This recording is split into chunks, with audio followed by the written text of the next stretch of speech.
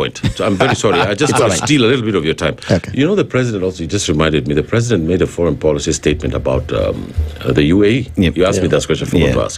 And our brilliant permanent secretary went on Twitter saying, hello, we love UAE, we love Kuwait, because we get stuff from them, right? Yeah. And the Iranian ambassador replied. Yes. Yeah, yesterday. Did you see that? Unprecedented. And you know what? He went and said something entirely different. He said, according to the articles of the United Nations, Article 3, 4, 6, 9, 2, he said nothing. And he contradicted what he said. We are joking. We are just joking. And what we need to do is to wake up and smell the coffee. We are not going to go and play a sandwich between superpowers in the Middle East and think that we're going to survive.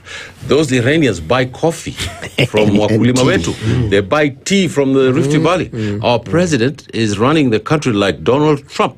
You know Donald Trump? And this is wrong and it's not right. Yeah. Chomba. Yes, sir. We've talked about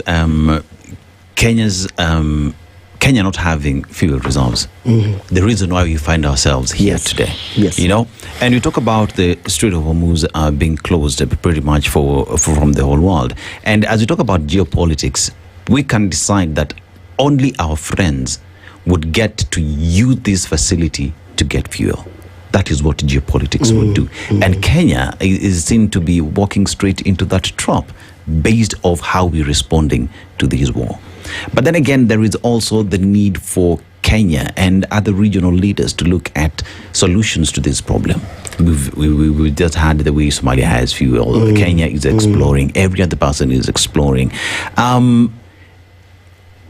Can we as a region look at this is a problem? We cannot continue depending on fuel that comes in an area that we cannot control its geopolitics, but we can control our own politics around. Come up with a solution, come up with our own refinery and be able to sell this fuel to ourselves and even export when we have it in surplus. Are these conversations that we as a region, we as a continent must be having, looking at what is happening in the Middle East? Thank you.